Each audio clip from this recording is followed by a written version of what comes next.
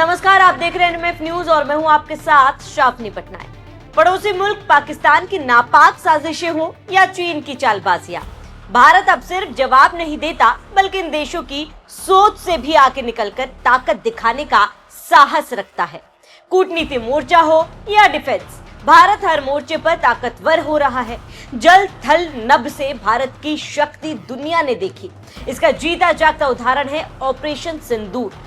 जब पहलगाम हमले के बाद भारतीय सेना ने पाकिस्तान में घुसकर आतंकी ठिकाने तबाह किए, इस संघर्ष में दुश्मनों को नेस्तनाबूद करने में भारत के दोस्त इजराइल के हथियारों ने भी भारतीय सेना का पूरा साथ दिया। इजरायली ड्रोन ने पाकिस्तान के छक्के छुड़ा दिए।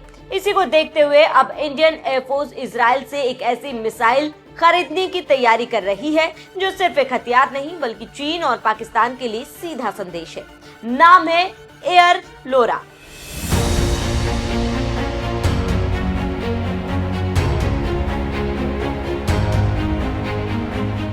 भारतीय वायुसेना के बेड़े में एक और इजरायली हथियार शामिल होने जा रहा है जो भारतीय लड़ाकू विमानों की ताकत दोगुना कर देगा।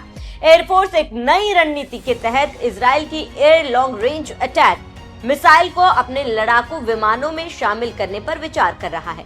इसे भारतीय बेड़े में शामिल करने का विचार ऑपरेशन सिंदूर के बाद आया। हालांकि भारत के पास पहले से ही अपनी ब्रह्मोस मिसाइल है। ऐसे में सवाल उठते हैं कि लोरा को अपनाने पर विचार क्यों किया जा रहा है। दरअसल लोरा ब्रह्मोस के साथ मिलकर इंडियन एयरफोर्स की ताकत बढ़ाएगी। ये मिसाइल रफ्तार, ताकत और सटीकता तीनों में बेजोड़ है। दुश्मनों की नींद उड़ाएगी ये लॉन्ग रेंज अटैक मिसाइल। लोरा एक सुपरसोनिक क्वासी बैलिस्टिक मिसाइल है। इसे इजराइल एरोस्पेस इंडस्ट्रीज ने बनाया है। यह मिसाइल लड़ाकू विमानों से लॉन्च करने के लिए डिजाइन की गई। इसमें दुश्मन के लक्ष्य को निशाना बनाते हुए खुद को सुरक्षित रखने की बड़ी क्षमता है। लोरा मिसाइल की रेंज की बात करें तो यह मिसाइल 400 से 430 किलोमीटर दूर तक दुश्मन के लक्ष्य को निशाना बना सकती है। स्पीड की बात करें तो ये 6174 किलोमीटर प्रति घंटा है। लोरा की ये रफ्तार उसे दुश्मन के वार से बचाती है। इसका सर्कुलर एरर प्रोबेबल 10 मीटर से कम है।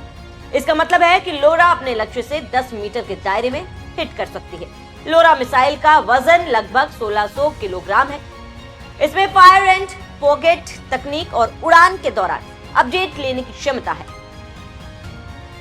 इसका मतलब है कि इसे लॉन्च करने के बाद पायलट को लक्ष्य पर नजर रखने की जरूरत नहीं है, यानी दागो और भूल जाओ। इस मिसाइल में 570 किलोग्राम तक का वॉरहेड ले जाने की क्षमता है। लोरा अपने साथ दो तरह के वॉरहेड ले जा सकती है। पहला हाई एक्सप्लोसिव वॉरहेड, जबकि दूसरा penetrating warhead. High explosive warhead विस्फोटक क्षति के लिए है। पेनिट्रेटिंग वॉरहेड मजबूत बंकरों और संरचनाओं को भेदने के लिए है।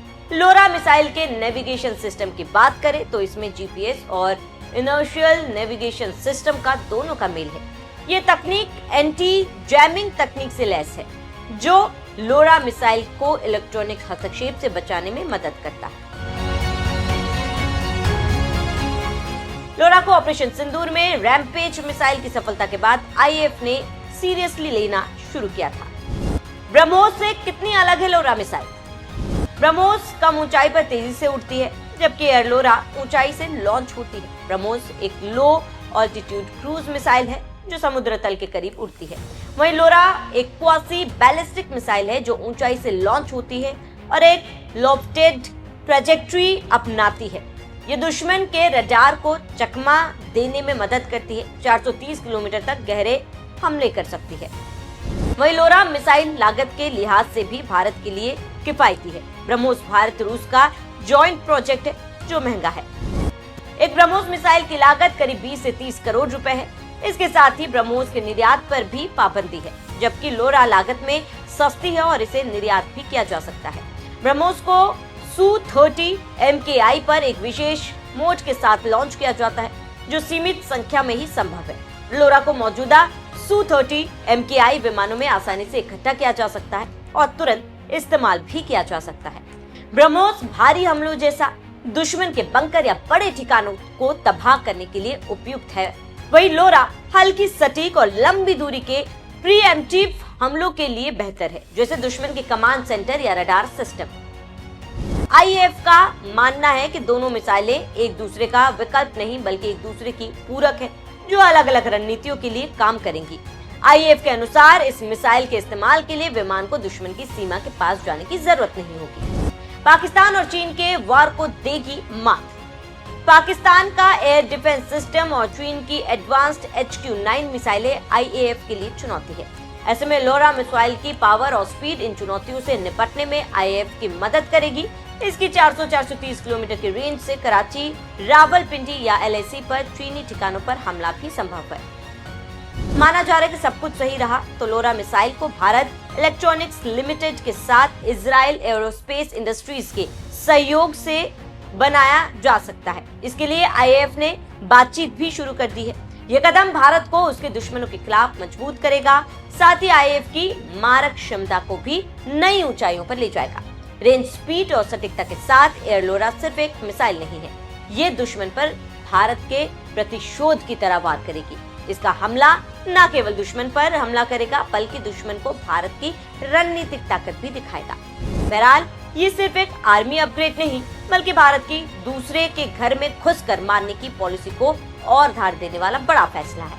ये पाकिस्तान से लेकर चीन तक सारे दुश्मनों की नींद उड़ाने के लिए काफी है। बहरहाल भारत के इस बढ़ते कद पर आपका क्या कहना है, हमें कमेंट कर जरूर बताएं। साथ ही सुने डिफेंस क्षेत्र में भारत की मजबूती पर डिफेंस एक्सपर्ट प्रफुल्ल बख्शी का क्या कहना है। जब पाकिस्तान आर्मी सुनना चाहती थी खून की नदी बह जाएगी, हाथ कट जाएंगे इत्यादि इत्यादि, जब इंडस वाटर ट्रीटी की बात हुई थी, उन्होंने बोला था कि या तो हमारा पानी होगा या कोई इत्यादि इत्यादि।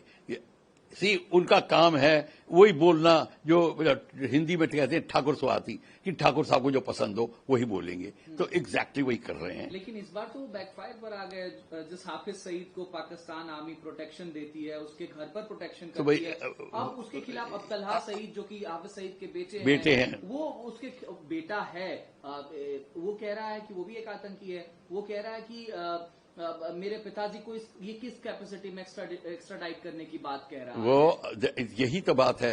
अब बिलावल ने कह दिया है, अब तो पाकिस्तान आर्मी अपना रिप्लाई करेगी। बिलावल का काम खत्म हो गया, अब पाकिस्तान आर्मी रिप्लाई करेगी, या उसको शटअप कह देगी या फिर अभी उनकी जो कमेटी बैठेगी, उनकी जो मुल्ला कमेटी बैठेगी, वो देखेगी कि भाई इसको क्या करना चाहिए और वो कोई ना कोई टेक्निकल पॉइंट निकाल के कर देगी। जैसे कि टेक्निकल पॉइंट उन्होंने उसके ऊपर किया हुआ है, हमारे इमरान खान के मामले में किया हुआ है, और जो हमारा उन्होंने जो कुलभूषण यादव को पकड़ा हुआ है उसके ऊपर भी टेक्निकल पॉइंट लगा के कोई ना कोई लॉ को लेके वो करते रहेंगे, उस चीज को घसीटते रहेंगे। भारत को देखना चाहिए हमारा इंटरेस्ट कहां पे है। अगर हमको पता चलता है कि ये बनावटी बातें कर रहे हैं और टेररिज्म को जोर दे रहे हैं, तो हमारा सिंदूर ऑपरेशन रेडी है ऑलरेडी। भारत को अपनी कार्रवाई करनी चाहिए। अब भारत को वही करना चाहिए जो भारत कह चुका है। सिंदूर का बिलावल सिंदूर से ही डर के सब बात कर रहा है। अब सिंदूर 1, सिंदूर 2, सिंदूर 3 जो भी हो जाए, पर सिंदूर से वो डरे हुए हैं।